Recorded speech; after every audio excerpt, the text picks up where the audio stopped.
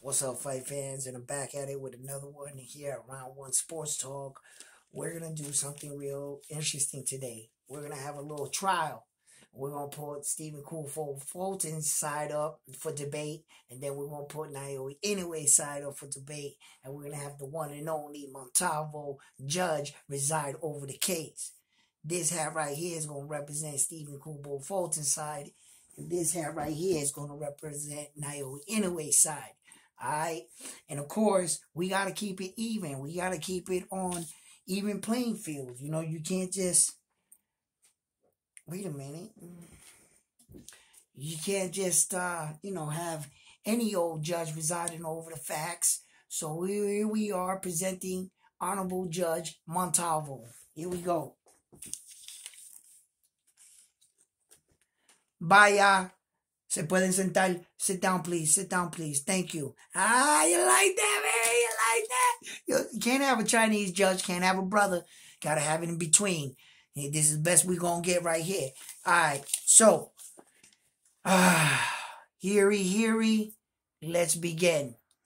We're here to reside over both parties.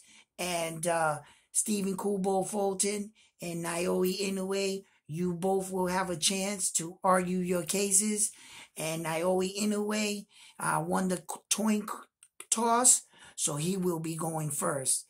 How you doing this morning, Mr. Naoya Inoue? How you doing? Did you fucking see that? He just winked at Naoya's team. He just hit him with the winkety wink. You didn't see it?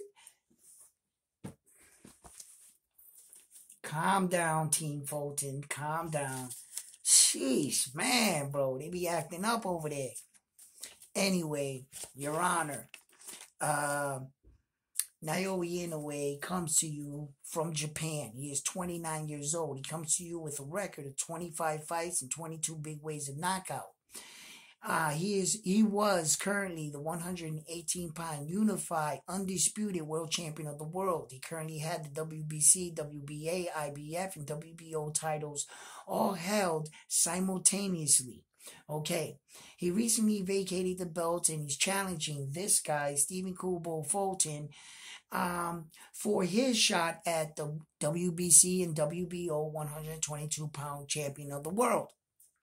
Now, throughout Naoya Inoue's career, we talked about his first 6 fights, and I'm going to bring up his first fight because right away it shows that his first fighter had a record of 16-1-4. Okay, so that shows that they put Naoya in really fast against a highly skilled professional fighters, and he was making his debut against a man that had 16 fights. Okay. In his 6th professional fight, Naoya Inoue challenged for the light flyweight title of the world, the WBC. He fought against Adrian Hernandez. Adrian Hernandez was coming up on his 5th title defense. He had successfully defended that title 4 times. Naoya Inoue TKO'd him. Okay. He also went and moved up in weight. Okay, he moved up. He fought the British champion, McDonald. Now, McDonald was coming off 10 years undefeated. He held the title for 4 years. He's never been knocked down. Naoya Inoue dusted him off. Okay, he then moves up and challenges Novara. Novara came into that fight 43 fights with 1 loss. Okay. He was unbeaten in the past 11 years. He held that title in that division for over 4 years. He ruled that division. All right. Here's a man with 43 fights, 1 loss, has never been put down in his career. Naoya Inoue put him down in that fight several times before finishing him with a crippling body shot. Okay? A lot has been said about the quality and the caliber of fighters that Naoya Inoue has fought. I looked up Naoya Inoue's first 6 fights, so why don't we look at his opponent's last 6 fights leading up to his fight? In fact, 11 of the men that he fought were on a 6-fight winning streak before they faced Naoya Inoue. Okay? Now, he is a 3-division world champion. He is one of the fastest men to ever become a 2-division world champion in only 8 fights. He is a 3-division world champion. And in his division at 118 pounds, he beat all the top fighters. He has all the belts. And like I said, he is vacating and moving up. You have to keep in mind that from the moment he won his first world title, with only having 6 professional fights, his last 19 consecutive fights have been all for world titles in a row. He has successfully fought. He defended his second belt 7 successful times, which means either he was defending his title, fighting you for your title, okay, or moving up in weight and challenging another champion for their title. All 19 of his last fights were all world title fights. Okay?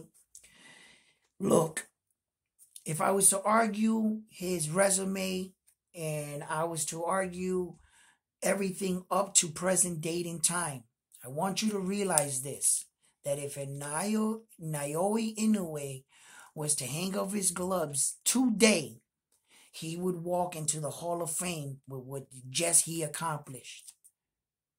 Okay? He's a 3-division world champion.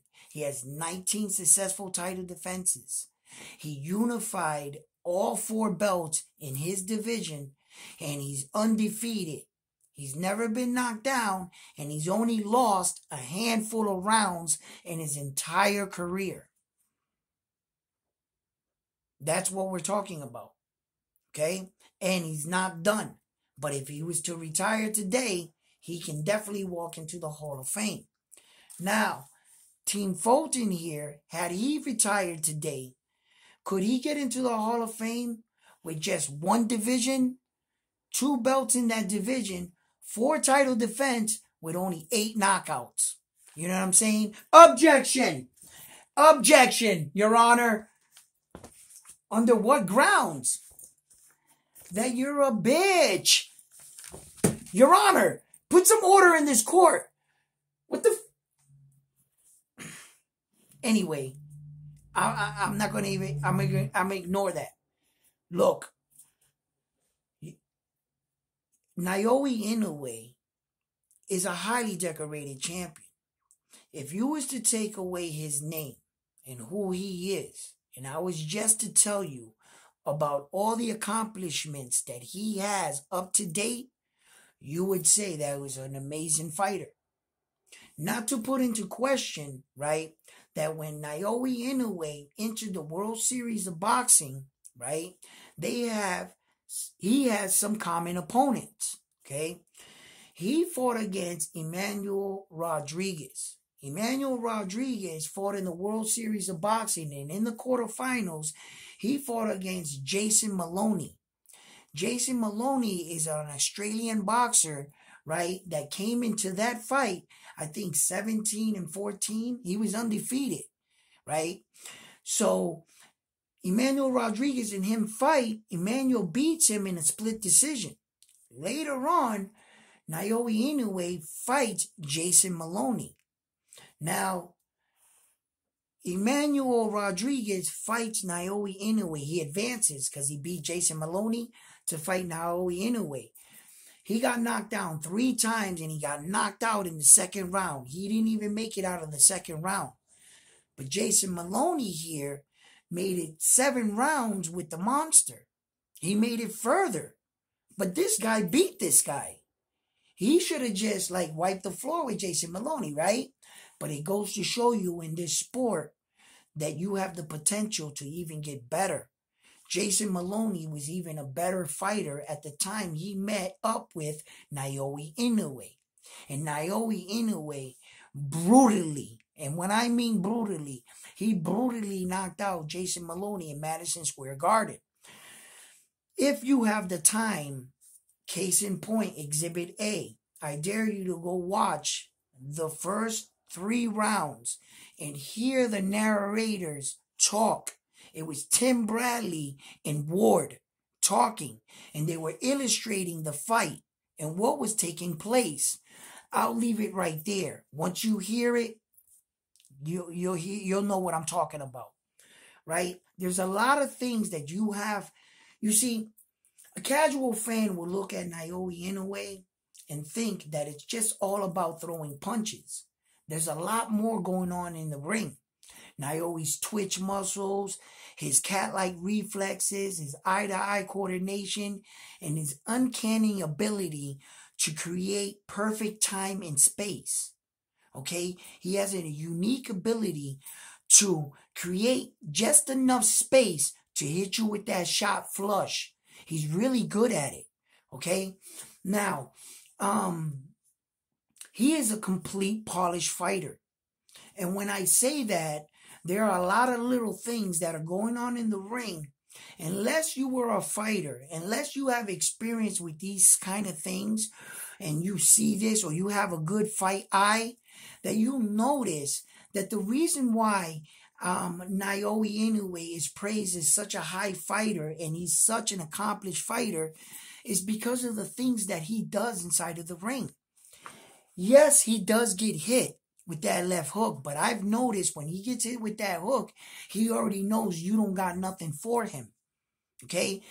And he's like allowing you to hit him, right? Because he's controlling the fight. He just wants to get you in an exchange. Okay? So, Naoya Inoue is a highly decorated fighter. And this is what he brings to the table. Now, I leave it up to Team Fulton for his side. You done? Is he done? Damn, man. All right, look. Congratulations to Naoya Inoue. He has a prestigious, highly decorated career as of right now. Yes, he does. But I just want you guys to know and to keep in mind that not every fighter that starts off their career is a polished fighter. Naoya Inoue was a polished fighter coming out of the amateurs. He was well coached and he understood fighting a lot faster than most people. Okay? Stephen Kubo Fulton came out of the amateurs a good fighter, but he really wasn't a polished fighter. He was like most fighters that come out of the amateurs. They're learning. They're getting better. They're moving their way up. Top prospects. We call them blue chip prospects, okay? Which in fact, Stephen Kubo Fulton fought a couple blue chip prospects coming up. Objection! Your Honor, are you comparing blue chip prospects to championship fights? Your Honor, excuse me, I gave him his time. Can he give me my moment? You know what I'm saying? Don't interrupt me. I'm talking here. All right. They're not championship fighters, but those blue chip prospects had an opportunity to take Stephen Kubo Fulton out of the equation. But they couldn't do it. Why? Because Stephen Kubo Fulton did his job. He did what he needed to do to win the fights. And not, like I said, not everybody takes to the fight game as such fluently as Naoya Inoue did. Okay? And when they recognized that, he dared to be great early. Good for you. But Stephen Kubo Fulton moved along his career like average boxers do. Like Jerron Boots Ennis. Jerron Boots Ennis is a highly decorated, talented fighter, but he's never won a world title. But I believe he has the skill to fight Errol Spence Jr. to challenge for that throne. Yes, I do. Which makes case in point. Just because Stephen Kubo Fulton didn't start his career like Naoya Inoue doesn't mean he ain't ready for him today. You see what I'm saying? Now, I went back and I was critical on Stephen Kubo Fulton for having his fight against Roman. We took a look at Stephen Kubo Fulton's first 6 fights. Stephen Kubo Fulton comes to us with a record of 21 fights, 8 waived by knockouts, and he's the WBC champion and WBO champion at 122 super welterweight champion.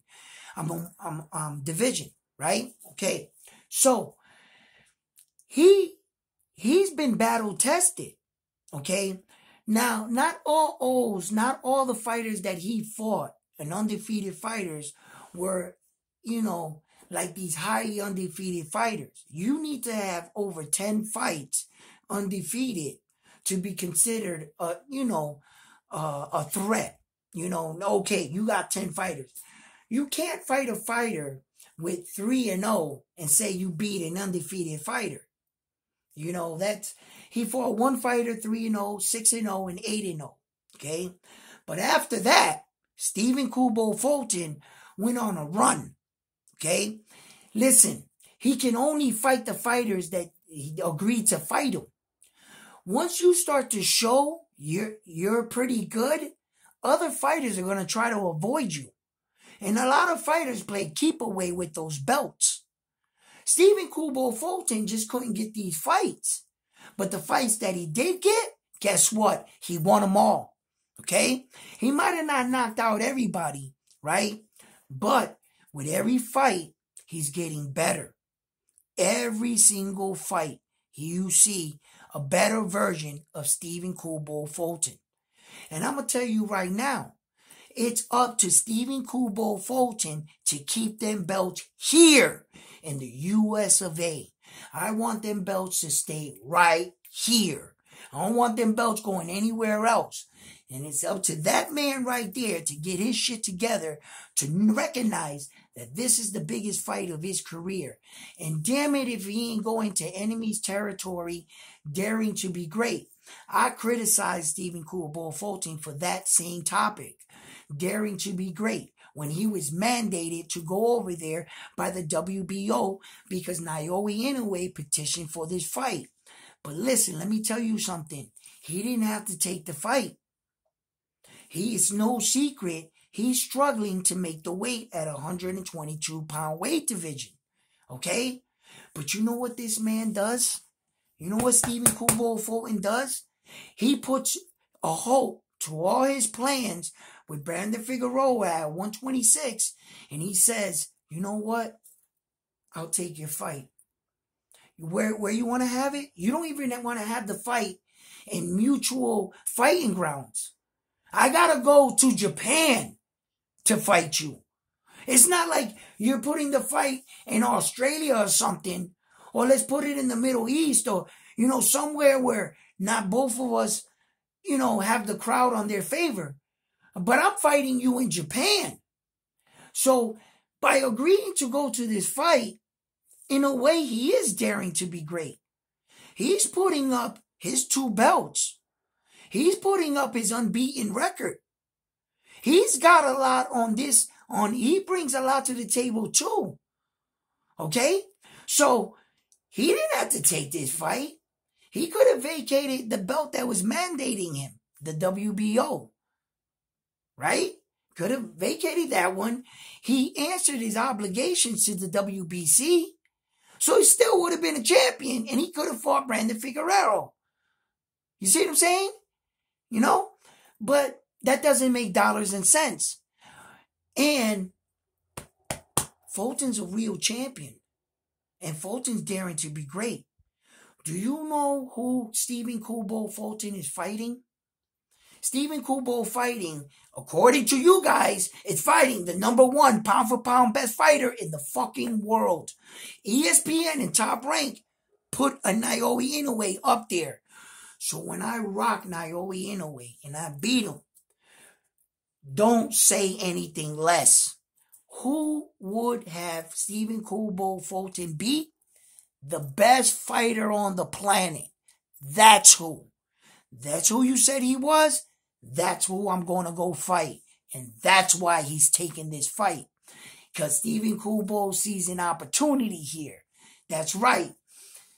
Not only do I get to defend my belts, I get to beat you in your backyard, take your undefeated record, take the number one spot away from you and rightfully give it back to my brother Terrence Crawford, because that's not going to catapult Stephen Fulton to the front. It's going to get him on the list. It's just not going to put him in the number one spot. It doesn't work that way. But Terrence Crawford will be back on top. So, right, he has a lot to win here too. Okay?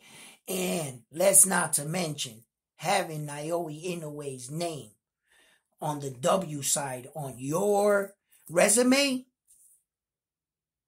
Come on, if he's going to the Hall of Fame and I whooped his ass and he was number one and all this rah shit, right? Then damn it, that name has to carry some weight. So don't go saying that he was too small. Don't go saying, because every champion that ever moved up, just ask Canelo Alvarez, with daring to be great, a loss can come with that. And once you lose, don't go, no, he dared too much, he bit off more than he can chew, blah, blah, blah. No. You guys didn't say that about Floyd Mayweather. Floyd Mayweather dared to be great.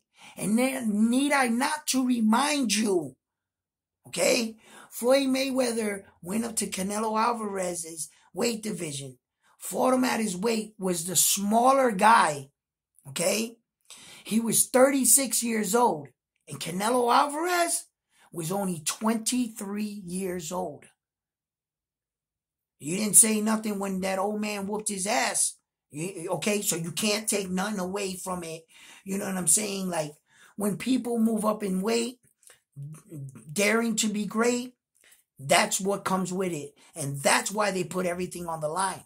You know what I'm saying? So don't make any excuses for Naoya Inoue when I whoop his ass. You know what I'm saying? What I'm trying to say is, if that you guys are saying that he's El Diablo, he's the one, he's that dude, well then if I knock his ass out or beat him in a 12-round decision, well then I just beat the dude.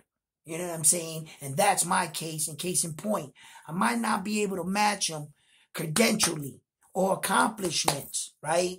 But that doesn't mean that we ain't where we're at today. He has never faced an opponent like Stephen Kubo Fulton. You know what I'm saying? And I don't think Stephen Kubo Fulton has faced an opponent like Naoya Inoue. You know what I mean? But look, Stephen Kubo Fulton is daring to be great. Yeah, he is. If you're going into your enemy's backyard, no matter if you were mandated or obligated, you know what I'm saying? They can say what they want. You don't have to take that fight. You don't have to. And he chose to take that fight. He's choosing to put his undefeated record. And if he's choosing to put up his belt and his undefeated record, well, then he's daring to be great. He's going into Naoya's backyard, and that's what I got for Stephen Kubo Fulton.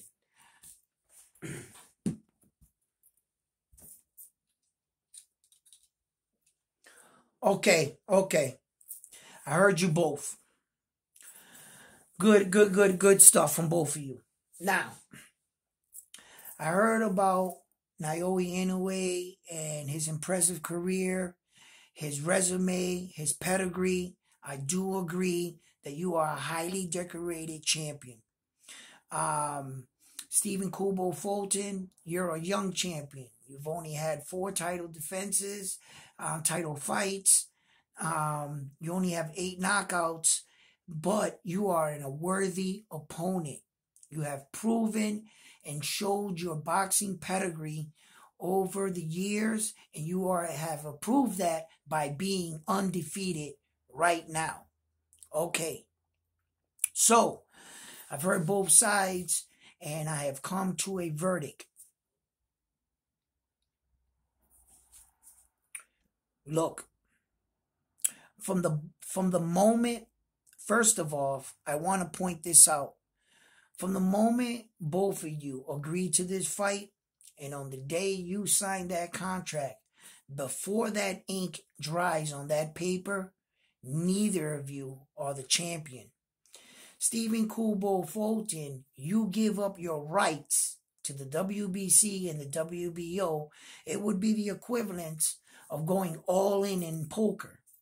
When you push all your money into the pot, into the middle pile of poker, is that still your money?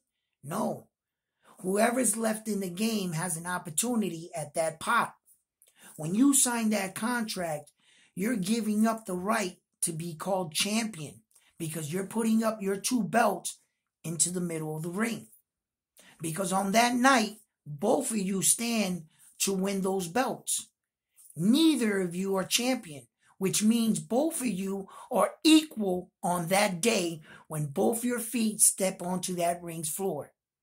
Okay? As far as your championship pedigree, what you did or did not do, nothing that you did all the way up into this point is going to fight for you on that night in the ring. So it is nice that you accomplished what you both accomplished, but none of that is going to fight for you on that night. What's going to win this fight is who executes their game plan and how hard either of you train. Period. My ruling will be decided on the day they actually fight. And on that night, whoever comes out victorious, that's who wins. May the best man win. I hope you like, share, subscribe the video. On to the next one. I've made my judgment. Peace.